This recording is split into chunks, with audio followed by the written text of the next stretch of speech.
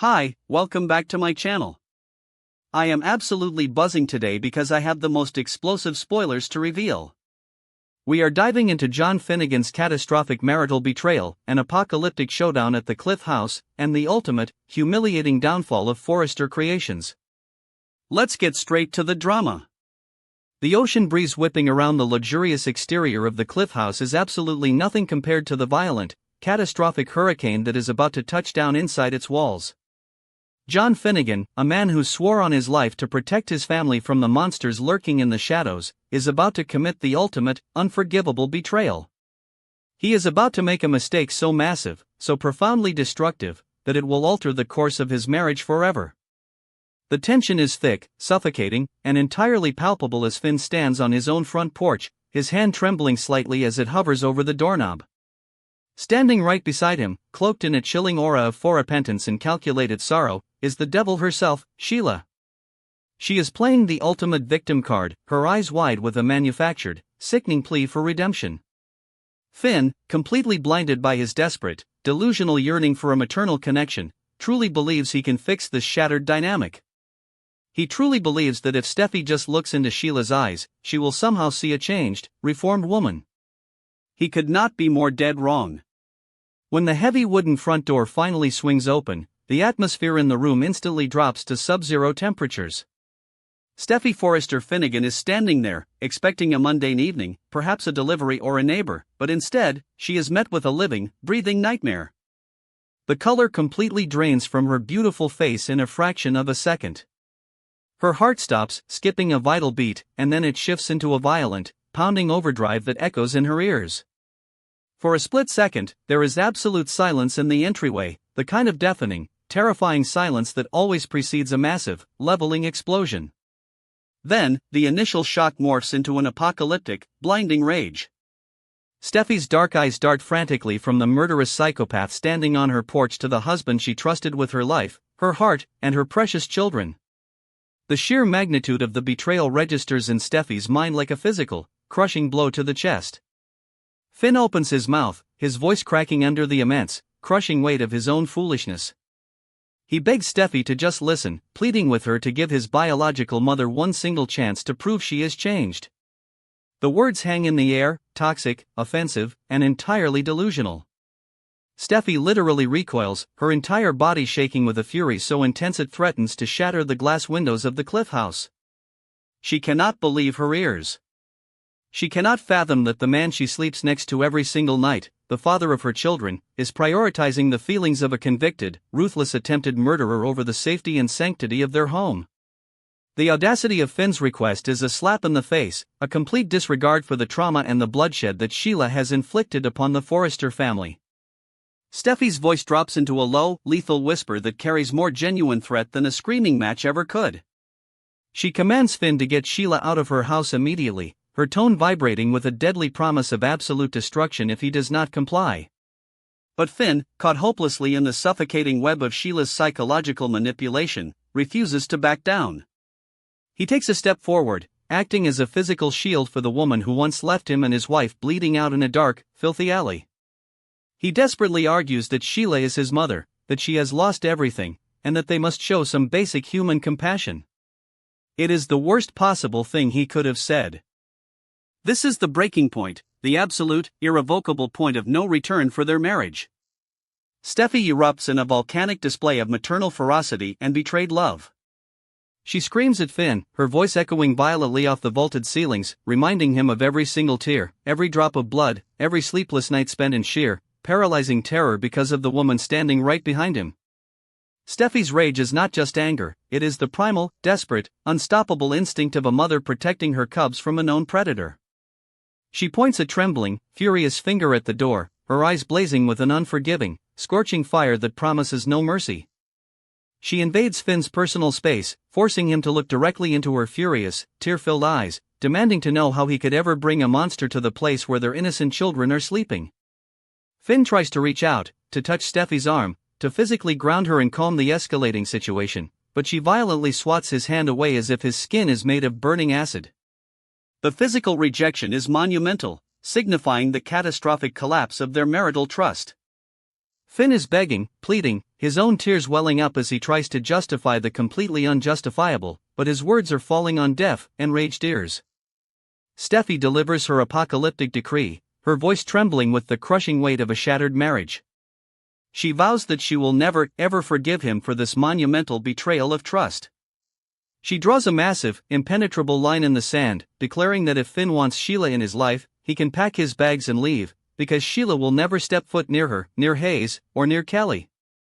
The standoff is legendary, a clash of epic proportions that leaves the emotional foundation of the Cliff House in absolute ruins.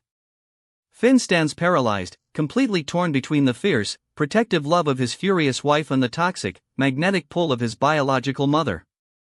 Hovering in the background, watching the destruction unfold like a vulture waiting for the final kill, is Sheila. She observes the annihilation of Finn's marriage with a calculating, sinister glint in her dark eyes. She knows exactly what she is doing. She knows that by pushing Finn to confront Steffi, she is forcing a massive, insurmountable wedge between them.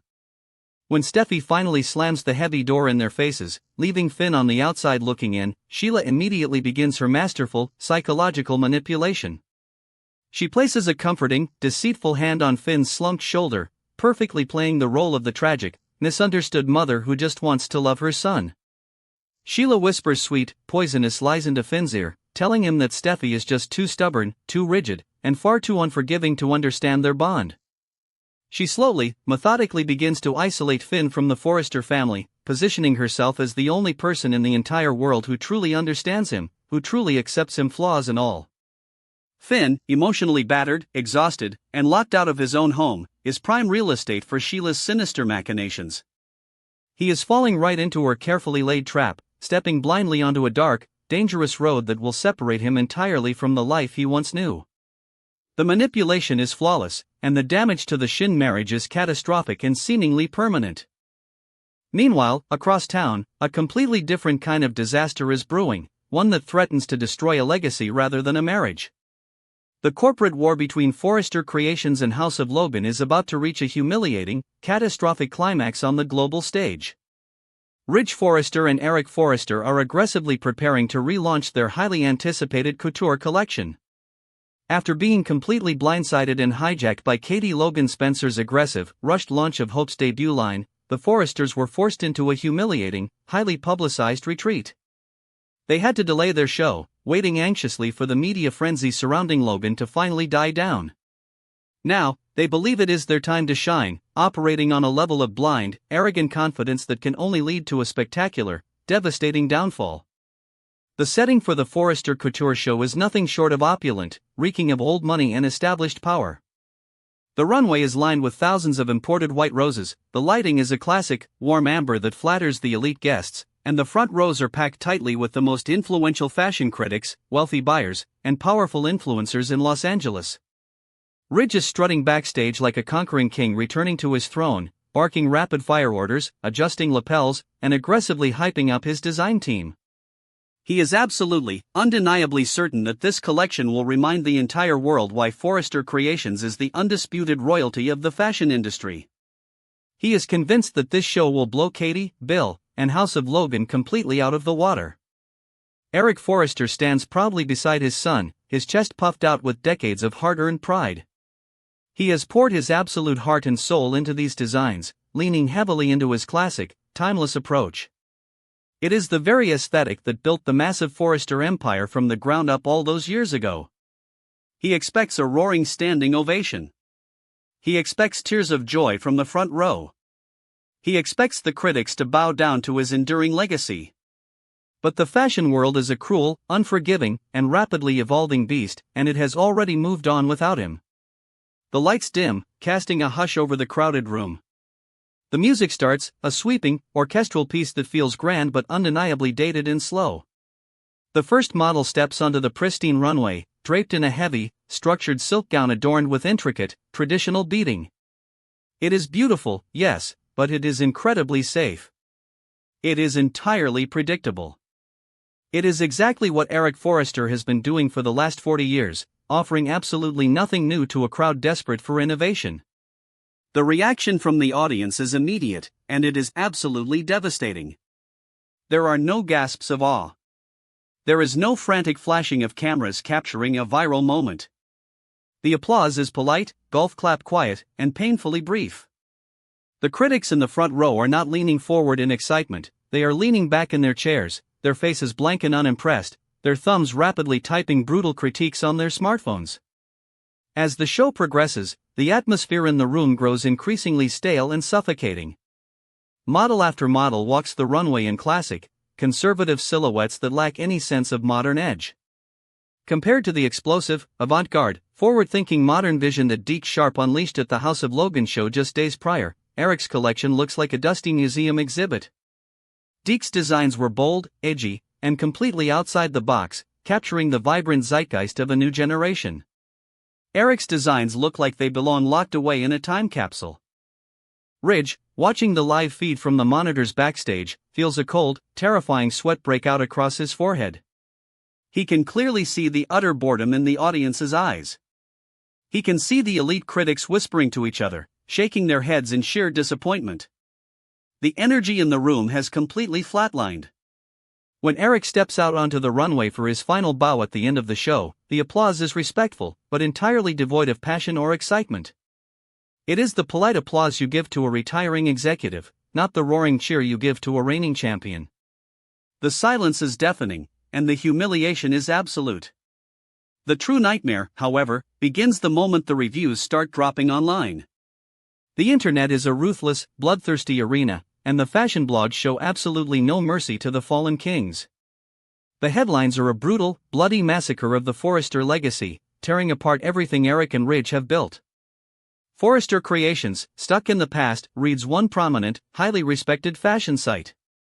Eric Forrester's couture collection, a lifeless, boring echo of former glory, blares another devastating review. House of Logan's Deke Sharp makes Forrester look like a dinosaur, screams the top trending article across all major social media platforms. The critics unanimously pan the entire collection, calling it outdated, uninspired, and completely lacking the modern, beating pulse that the fashion industry craves. They draw direct, humiliating, side-by-side comparisons to the Logan fashion show, praising Katie's brand as the new, undisputed, visionary leader of Los Angeles fashion. The financial implications of this PR disaster are immediate and catastrophic for Forrester Creations. Major buyers cancel their lucrative pre-orders within hours. Global retailers slash their budgets for Forrester merchandise, opting to stock up on Logan's hot new line instead.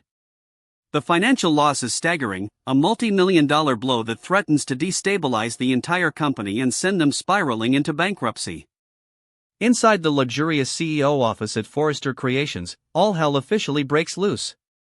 Ridge is a man possessed by pure, unadulterated rage. He is pacing the hardwood floor like a caged, starving tiger, his face flushed red with a vein-popping, blinding fury. He is violently throwing glossy magazines across the room, smashing a heavy crystal tumbler against the wall in a fit of uncontrollable anger. His roars of frustration echo terrifyingly through the pristine hallways. He simply cannot accept that a newcomer, a Spencer-backed Logan enterprise, has completely humiliated them on the global stage. He curses Bill Spencer's name at the top of his lungs, vowing a bloody, ruthless, scorched-earth revenge. He feels the sharp sting of defeat burning in his chest, a humiliation so deep and profound it borders on physical agony. But for Eric Forrester, the fallout is far more tragic, silent, and devastating. The beloved patriarch of the Forrester family sits frozen in his plush leather chair, staring blankly at the scathing, cruel reviews on his tablet. The anger has bypassed him entirely, leaving only a hollow, crushing, suffocating despair in its wake. His self-esteem is completely shattered into a million irreparable pieces. For his entire life, his identity, his worth, and his pride have been wrapped up in his undisputed genius as a designer. To be told by the entire world that he is no longer relevant, that his creative vision is dead and buried, is a psychological crisis of epic, heartbreaking proportions. Eric looks down at his trembling hands, the very hands that sketched the foundation of a global empire, and wonders with utter dread if they have finally lost their magic forever. He is spiraling rapidly into a dark, devastating depression, questioning everything he has ever known about himself, his talent, and his enduring legacy. The heavy, jeweled crown has been violently ripped from his head, and the crushing weight of the loss is suffocating him. He feels obsolete, discarded, and entirely defeated by a modern world that has no use for his classic elegance. Across town, high up in the gleaming, modern glass towers of Spencer Publications, the atmosphere is the exact, polar opposite. It is a scene of absolute, unadulterated, intoxicating triumph. Katie Logan Spencer and Bill Spencer are throwing the celebration of the century, basking in the glorious glow of their absolute victory. The champagne flowing freely is the most expensive, exclusive vintage available, the delicate crystal flutes clinking together in a loud, joyous symphony of corporate conquest. The room is filled with laughter, music, and the sweet scent of total domination. Katie is radiating raw power, supreme confidence, and sheer, unfiltered joy. She took a massive, terrifying gamble, defecting from the safety of Forrester, launching her own independent house, and weaponizing Hope and Deke against the industry giants who always underestimated her. And she has won. She has successfully executed the ultimate, flawless corporate coup. She reads the brutal Forrester reviews aloud to the room, her laughter ringing clearly through the sprawling office. She has officially dethroned Forrester Creations, knocking them off the pedestal they have occupied for decades. She is no longer just the youngest, overlooked Logan sister, living quietly in Brooke's massive shadow. She is the newly crowned, undisputed queen of the Los Angeles fashion world, a fierce force of nature who commands absolute respect and fear. Bill Spencer is in his absolute, undeniable element. He is pacing the luxurious room with a smug, arrogant, highly predatory grin plastered across his handsome face. He is puffing slowly on a thick Cuban cigar, the expensive smoke swirling around him like a dark, victorious halo. He loves absolutely nothing more than winning, but what he loves even more, what truly fuels his dark soul, is watching Ridge Forrester lose everything. The fact that he personally bankrolled the massive operation that brought his ultimate, lifelong rival to his knees is a high better and more intoxicating than any drug on earth. He is thriving on the chaos and the destruction of the Forrester legacy. "I told you, Katie," Bill gloats, his deep voice dripping with venomous, unparalleled satisfaction. "I told you we would crush them into dust." Ridge is probably crying in his office right now, watching his precious, outdated legacy burn to the ground. They are dinosaurs, Katie. Extinct. Relics of a forgotten era. And we are the meteor that just wiped them completely off the map. Bill pours another round of champagne, raising his glass high in a toast to their absolute supremacy. He is already plotting his next ruthless, cutthroat move, ready to aggressively capitalize on Forrester's moment of extreme weakness and drive the final, fatal nail into their corporate coffin. The Spencer-Logan alliance has proven to be a lethal, unstoppable machine, and Bill is ready to conquer the rest of the world. The fashion war is over, and the Forresters have lost everything.